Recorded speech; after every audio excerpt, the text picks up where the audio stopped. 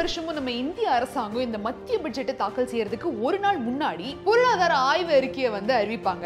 இந்த வருஷம் நம்ம நிதியமைச்சரான நிர்மலா சீதாராமன் அவர்கள் வந்து பிப்ரவரி 1ஆம் தேதி நடக்க இருக்கக்கூடிய இந்த 2025-26 யூனியன் பட்ஜெட்டுக்கு இன்னைக்கு அந்த பொருளாதார ஆய்வு அறிக்கையை வந்து அறிவிச்சிருக்காங்க. சோ இந்த அறிக்கையில எதை பத்தி பேசியிருக்காங்கன்னா, நாட்டோட பொருளாதார வளர்ச்சி, வேலை வாய்ப்புகள், தொழில் வளர்ச்சி, அதே மாதிரி விவசாயிகளுக்கு எந்த வகையில பெரிய உதவி அடைஞ்சோம் அப்படிங்கிற சில விஷயத்தை குறிப்பிட்டு தான் வந்து இந்த அறிக்கையை அறிவிச்சிருக்காங்க. சோ இப்போ ஓவராலா ஒரு கண்ட்ரியா நம்ம எவ்வளவு growth அடைஞ்சிருக்கோம், இந்த கடந்த 2024 யூனியன் பட்ஜெட்ல நம்ம அறிவிச்ச சில திட்டங்கள்ல எவ்வளவுக்கு எவ்வளவு வெற்றி அடைஞ்சிருக்கோம், காமன் பீப்பிள் ஆகிய நீங்கள் இந்த சில திட்டத்து மூலமா எவ்வளவுக்கு எவ்வளவு உதவி அடைஞ்சீங்க அப்படிங்கிற சில விஷயத்தை தான் நம்ம இன்னைக்கு டிஸ்கஸ் பண்ண போறோம். So welcome to freedom Tamil Mani channel. நான் உங்க மேகலா கண்ணன்.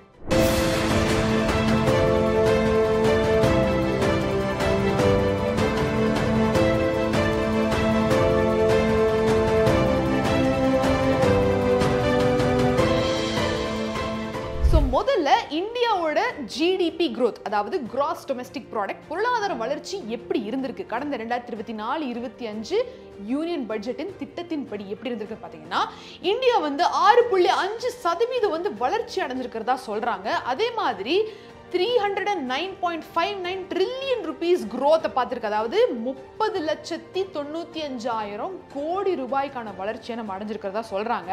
அது மட்டும் கிடையாது, இந்த 2025-26 பட்ஜெட்டின் திட்டத்தின்படி நம்ம வந்து 400 ட்ரில்லியன் ரூபாய்க்கான வளர்ச்சி அடையலாம்னு சொல்றாங்க. அதாவது 40 லட்சம் கோடிக்கான ஜிடிபி growth வந்து இந்த வருஷம் நம்ம பார்க்க முடியும் அப்படின்னு சொல்லி நிதியமைச்சர் நிர்மலா சீதாராமன் அவர்கள் வந்து அறிவிச்சிருக்காங்க.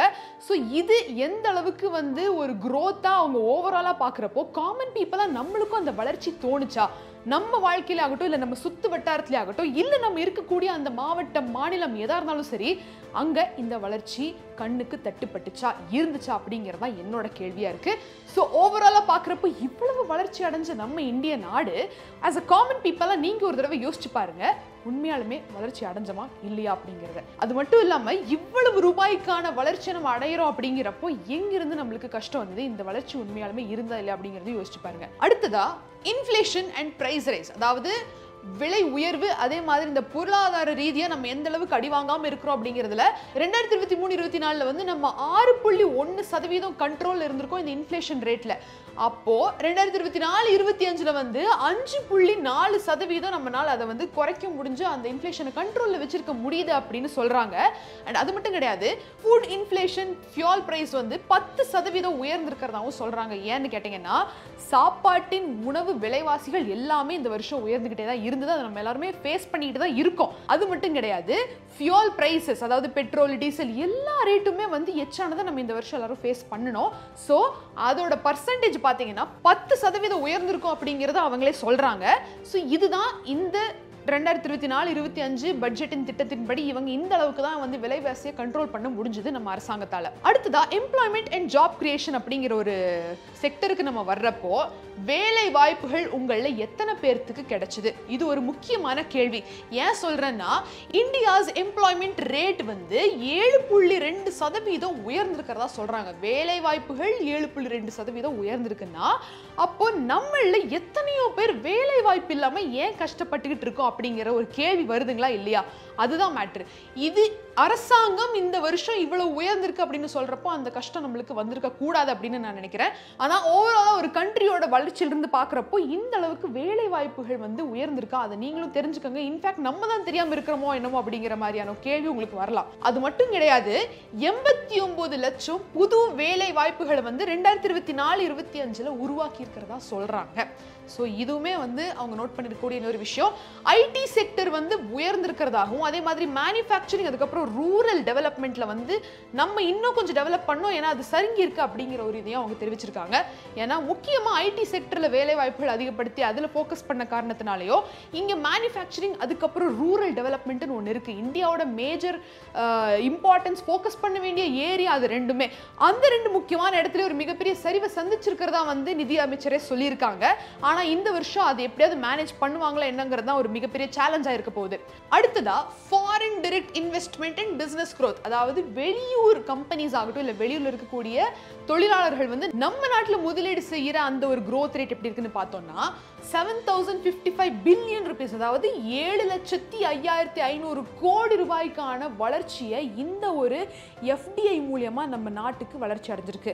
எப்படின்னா முக்கியமா இந்த டெலிகாம் அதுக்கப்புறம் ஃபின்டெக் இண்டஸ்ட்ரீஸ் வந்து நிறைய இன்வெஸ்ட் பண்ணதாகவும் சொல்றாங்க.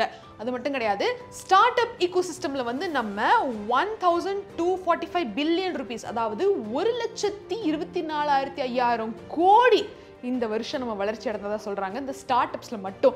அது மட்டும் கிடையாது, third largest start up hub in the world, இந்திய நாடு தான் வந்து உலகத்திலேயே 3வது ஸ்டார்ட் அப் ஹப் அப்படின்னு சொல்றாங்க.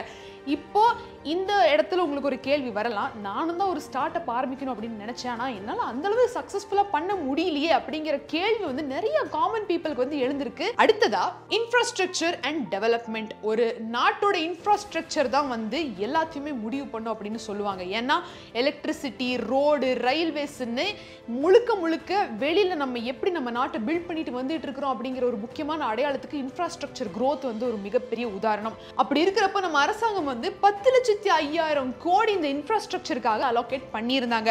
இப்போ அந்த அலோகேஷன்ஸ்ல என்னெல்லாம் கொண்டு வந்திருக்காங்க அப்படின்னா, 4000 கிலோமீட்டருக்கான ஹைவேஸ் வந்து கொண்டு வந்திருக்காங்க, அதே மாதிரி ரயில்வேஸ் அதிகப்படுத்தியிருக்காங்க, புது ஏர்போர்ட்ஸை வந்து கன்ஸ்ட்ரக்ட் பண்ண ஸ்டார்ட் பண்ணியிருக்காங்க அப்படிங்கிறதா வந்து இந்த பொருளாதார ஆய்வறிக்கையில நம்ம நிர்மலா சீதாராமன் அவர்கள் வந்து தெரிவிச்சிருக்காங்க. அடுத்ததா அக்ரிகல்ச்சர் அண்ட் ஃபார்மர்ஸ், விவசாயம் அப்படின்னு வர்றப்போ கடந்த 2024-23 யூனியன் பட்ஜெட்ல அவங்க என்னென்ன அறிவிச்சாங்க அப்படிங்கிறதுல ஒரு முக்கியமான பார்ட் எதுன்னு பார்த்தீங்கன்னா, இந்த பிஎம் கிசான் யோஜனால வந்து ஒரு எலிஜிபிள் விவசாயிக்கும் வருஷம் 6,000 ரூபாய் வழங்குறதா வந்து அறிவிச்சிருந்தாங்க. ஸோ இப்போ எத்தனை விவசாயிகளுக்கு உண்மையாலுமே அது பலன் அடைஞ்சுக்கிட்டு இருக்கு, எத்தனை விவசாயிகள் அது மூலியமா நீங்க அதை கண்டிப்பா வாங்கிக்கிட்டீங்க அப்படிங்கிற கேள்வியும் நிறைய விவசாயிகளுக்கு வந்து வந்திருக்கு. அது மட்டும் கிடையாது, நம்ம விவசாயம் சம்பந்தப்பட்ட செக்டர்ல வந்து growth ரேட் 4.1% உயர்ந்திருக்கிறதா சொல்றாங்க. அண்ட் 3 லட்சம் கோடியை வந்து அலோகேட் பண்ணியிருக்காங்க இந்த சில பல ஸ்கீம்ஸுக்காக. உண்மையாலுமே 3 லட்சம் கோடி அப்படிங்கிறது சாதாரண அமௌண்ட் கிடையாது. ஆனால் அதில் எத்தனை விவசாயிகள் வந்து உண்மையாலுமே பலன் அடைஞ்சாங்க அப்படிங்கிறது தான் கேள்வி. ஸோ கவர்மெண்ட் அலோகேட் பண்ணுறதை பண்ணிட்டு தான் இருக்காங்க, ஆனால் ஒருவேளை நம்ம அதை யூஸ் பண்ணிக்கலையோ இல்லை நிஜமா அது நம்மளுக்கு வந்து சேரலையோ அப்படிங்கிற கேள்வி நிறைய பேருக்கு இருந்துகிட்டு இருக்கு. அப்படி இருக்கிறப்போ இன்னைக்கு இந்த சில விஷயங்களை தான் வந்து நம்ம நிர்மலா சீதாராமன் அவர்கள் வந்து இந்த பொருளாதார ஆய்வறிக்கையில அறிவிச்சிருக்காங்க.